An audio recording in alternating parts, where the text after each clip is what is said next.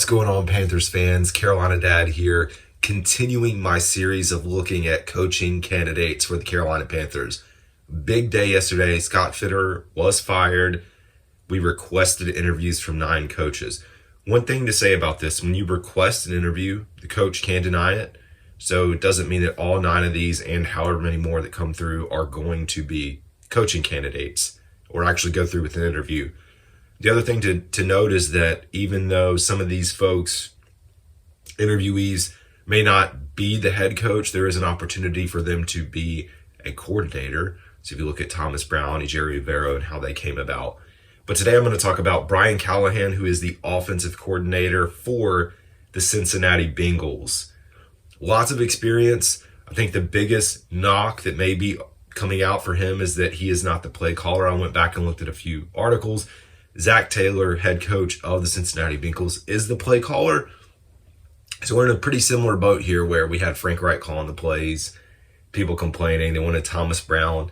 When I searched for Zach Taylor play calling for the Bengals, everything that came up was a complaint that should he give it up? Things aren't going as well. But with that said, we're here to talk about Brian. And Brian's got a lot of experience with quarterbacks. Got his start in 2010 with the Denver Broncos as a coaching assistant.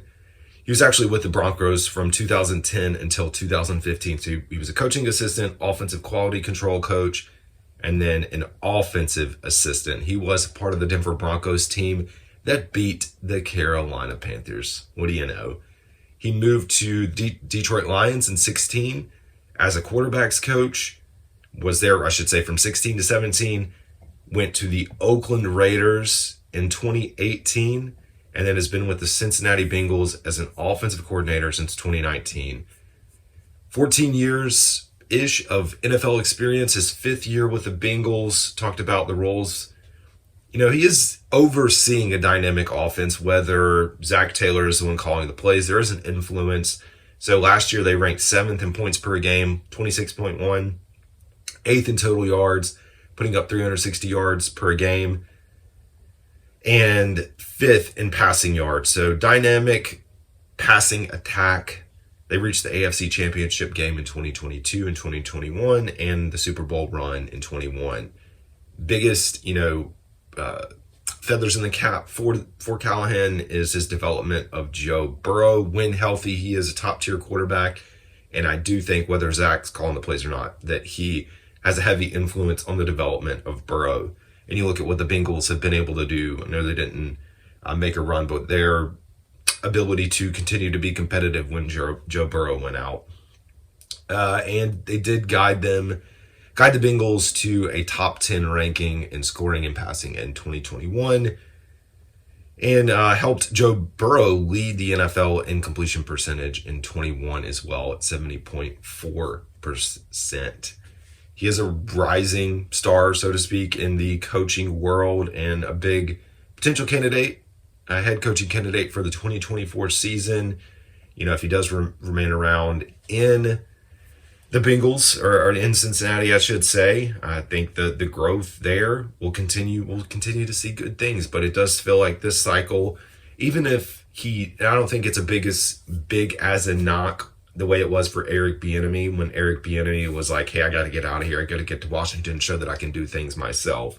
I don't know if it's the same thing with Callahan, but, the thing you would think about is, all right, so if Callahan comes in, who's the defensive coordinator for your team? And if we're looking at the Carolina Panthers, as I'm recording this, we have not heard anything about Jerry Rivero being interviewed elsewhere or being requested to interview elsewhere. So I think it's positive for any of these offensive coaches or offensive-minded coaches that come in. You would like to have some direct experience calling plays, at least in my book, coming in as the head coach, because we could run into that same dynamic that we had with Frank. And I know it's a little bit different with Frank, but just back and forth with, like, when's he going to give up play calling duty? You'd like to have someone who's been there and done that. And I was listening, I don't know what show. It might have been Steve. It was the Kyle Bailey show yesterday coming home, talking about Thomas Brown understands, Sean McVay's offense, but he's not Sean McVay. You can understand and create the offense, but the play calling, knowing what to call when, how to set players up for success is a little bit different than actually being that person. So I think that's just one thing to think about. Anyways, let me know what y'all think. See ya. Y'all have a good one.